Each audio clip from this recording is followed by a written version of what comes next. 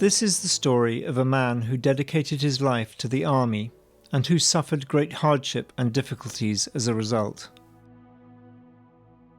A man who definitely hurt those who he was closest to and whose relationship with close family was never easy.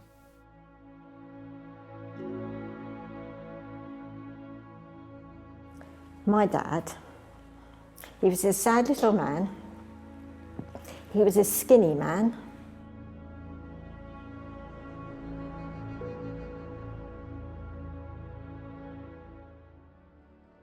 He used to always be drinking, always going out drinking. He was always coming in drunk.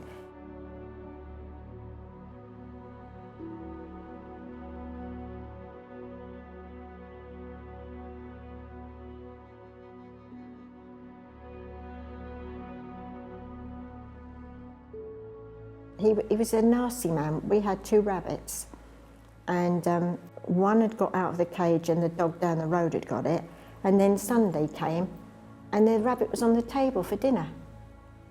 And I wouldn't eat it, my brother wouldn't eat it, and he said, "You eat it up, it's good for you." No, it was the rabbit. It was Patch, and we were crying, and and that was it, he didn't care, but we didn't eat the rabbit.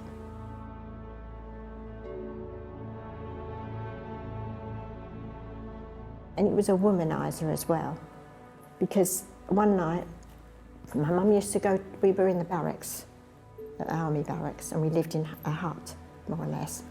And my mum used to go to the whist drive down in the club they had for the women, and he used to go to the pub at the bottom of the road, and he was always drunk, always coming back drunk. And one night,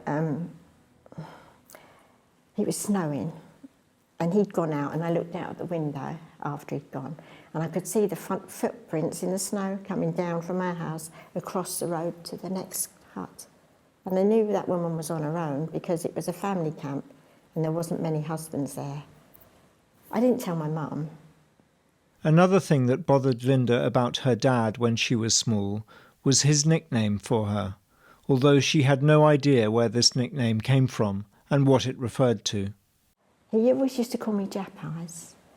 And he used to say, "Oi, you, Jap Eyes, Ed," he'd say.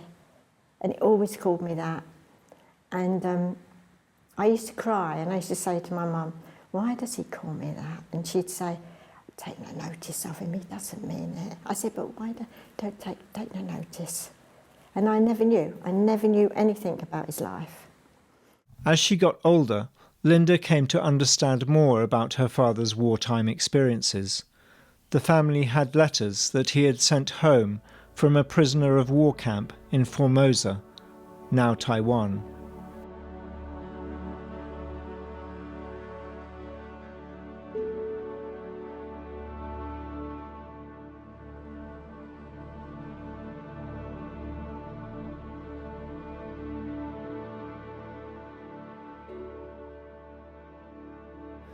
She and her sister read The Railway Man and realised that prior to his time in Formosa, their father had been at the same camp in Burma as Eric Lomax, the author, constructing the Thai-Burma Railway for the Japanese military.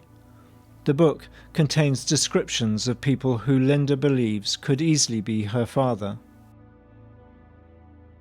And I remember he was always making radios. He was always in the kitchen with the bulbs, you know, the old, always making radios. And then he had a Land Rover, and he was always in the engine of the Land Rover. And I thought, I bet he was the man that made the radio out of the car engine in that book. I mean, I don't know, but I bet he was. There were other clues pointing to his time in the camp. I remember my dad used to always make rice, because I can see him in the kitchen making the rice. And I'd look at it and he'd say to me, "You leave that alone." I'd say, "It's burning." And he'd say, "You just leave that alone." I said to him, "It's smart, you know it all, you know." But he was right.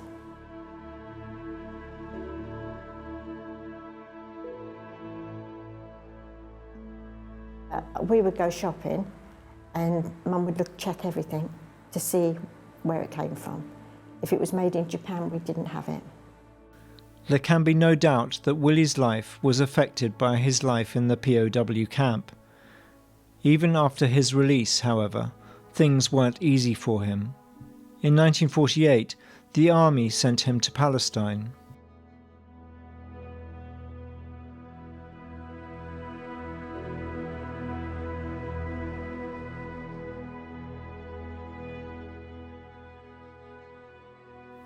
After his wartime experiences, relations with his family can't have been easy, and they became harder still when it was revealed in the national press that Willie had committed bigamy.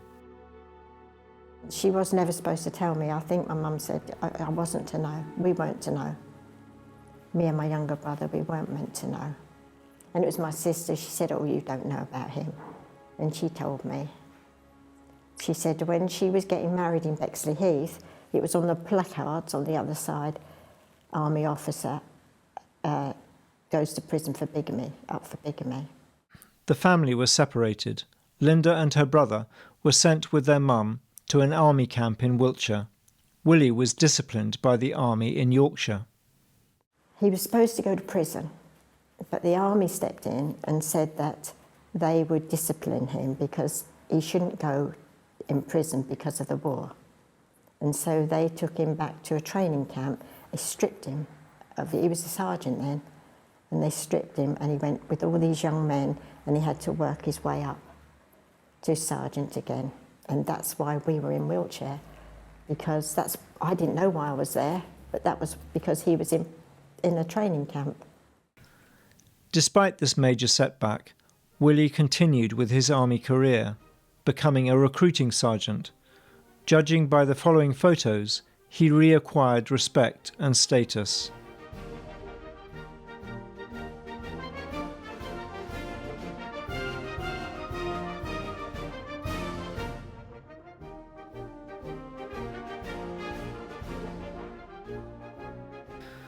This photo shows him with his father in Northern Ireland, shortly before he was decommissioned. In a further blow, the army demobbed Willie in Londonderry, where he had been recruited.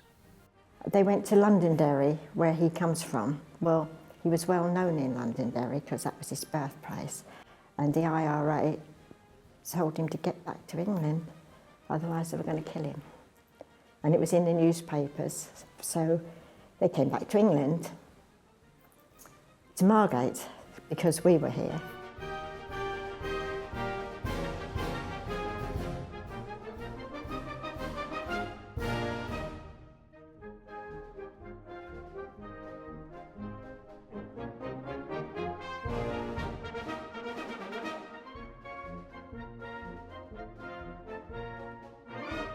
Lynda looked after Willie after her mother died. Given the lack of warmth that he had shown her when she was young, it is perhaps surprising that she felt able to do so, but she feels that there was plenty in his life that explains his behaviour. I understood him, exactly, and I remember looking at that book, and I said to him, "Dad, I forgive you for everything," because anybody that suffered that, no wonder he was that nasty man. So, yeah, so I forgive him. Otherwise I wouldn't have looked after him.